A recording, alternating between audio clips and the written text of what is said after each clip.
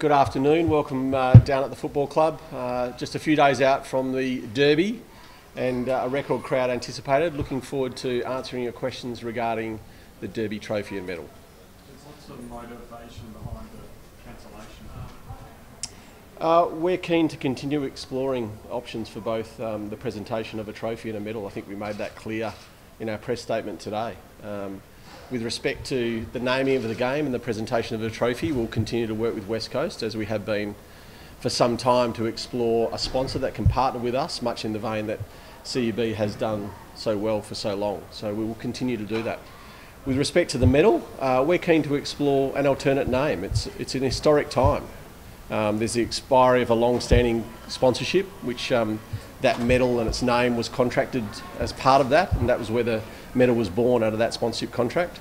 And now it's a new era with a new stadium, Optus Stadium, 60,000 capacity, the new home of football. It's the right time to consider a new name for the medal.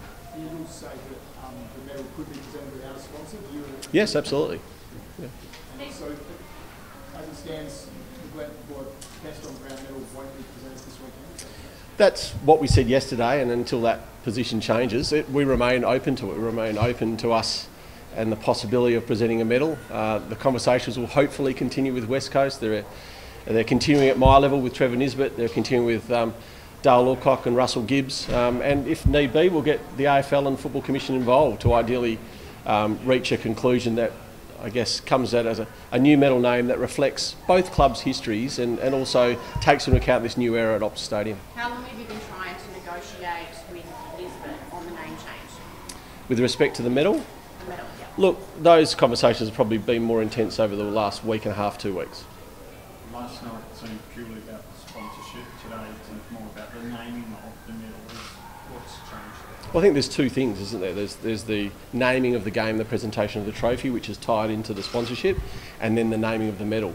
But it's clear that the Ross Glendenning medal was born out of that partnership, sponsorship partnership, back in 2001, at a time when the club was just 6 years old and relatively new, and we're much more rich in our history and tradition now, and we think it's the right time for a change. What name have you suggested to Nisbet?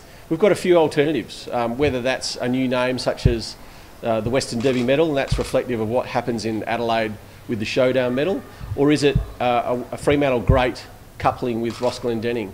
And there's certainly a number that we could consider in that vein, or alternatively a different name that either reflects the traditions of West Australian football or a great West Australian. Steve, did you underestimate the backlash that would happen when this was announced yesterday? Did you get it wrong by not explaining that you were trying to bring about a change with the medal? I think these discussions are always ongoing.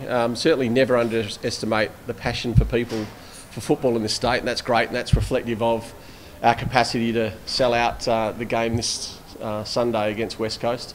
Eagerly anticipated game for many people around the state, and that passion overflows, so not at all. Why did your press release last night not mention the negotiations over the name change and seem to really tie all this into the sponsorship arrangements? I think it's rather factual, just saying that there's two parts here, and it's the sponsorship, and secondly, that at this stage we won't be presenting a medal. It's really putting that out on the table. Steve, do you think there might, as you mentioned, the Commission and the AFL, do you think there might be mediation required here to get a solution? Look, I'm very keen to continue discussions. Trevor and I speak regularly, as it is anyway, and that will continue, and hopefully we can reach a resolution, and always welcome, input and assistance from our governing bodies such as the AFL and Football Commission.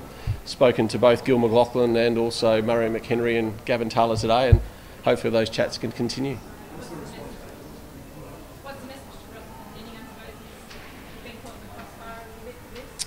Well, as Trevor Nisbet said, he's ambivalent, but he's a great West Australian, terrific player, personal favourite of mine when I was a young lad, and we've been proud to have his name associated with the medal to date, and simply now is just a time to change, or indeed just to add to that name for this medal.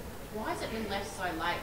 We're days out from this historic game. You can say it's a big deal, and yet there's no arrangement about this medal and the naming of it and what's going to happen. Why has it been left so late? Simply because we haven't reached agreement to date, so never too late. Has there been any sort of semblance from West Coast that they might be amenable to Derby medal or the two-game Look, West Coast have indicated that their preference is either to continue with the Ross Glendenning medal as a joint medal, or if not, which is the case at the moment, to award a medal to their best player, and that being the Ross Glendenning medal. And they've certainly afforded us the opportunity to award a medal to our player in a different name. And that's probably not our preference at this stage. We'd like to ideally continue with a joint medal.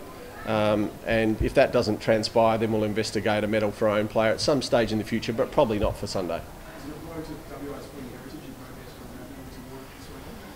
I'm not sure about that. You can always do things retrospectively, so we certainly don't want to lose that. It's a big game, historic in fact that it's the first one at Optus, and that'll be the focus. And no doubt if you talk to the players and coaches, as you will later in the week, their focus is on the game and 4 points. But we'd like these things to be part of it as well. So you look at awarding it down the track once the negotiations have been completed? Sure. Steve, why does the trophy need a sponsor? I suppose we see plenty of trophies handed out around the AFL, a lot of them for charities and stuff like that. Why does this trophy need to have? That's just been the joint position of both clubs at this point in time. There's been a long association, to last year, and both clubs would like a long new association to go forward. And some conversations are continuing, but at the moment there's no deal struck. Do you think there will be a deal struck? I don't know. As with any process or discussion, negotiation or outcome, it takes time and everyone sitting around and working things out. Just quickly on Optus Stadium, we heard today that both sides will be training on the surface for 3 weeks. What has been your club's reaction to how hard it's been on the players?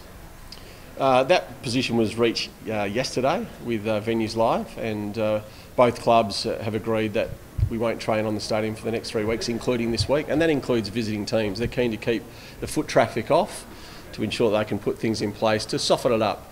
It's certainly within AFL limits, there's no problems there, but it's a new stadium, a new turf, obviously, and we think more work can be done to improve that, and pleasingly that's being done in an intensive process over the next 3 weeks. Are you confident that Optus Stadium staff are doing everything possible to make it safe for players?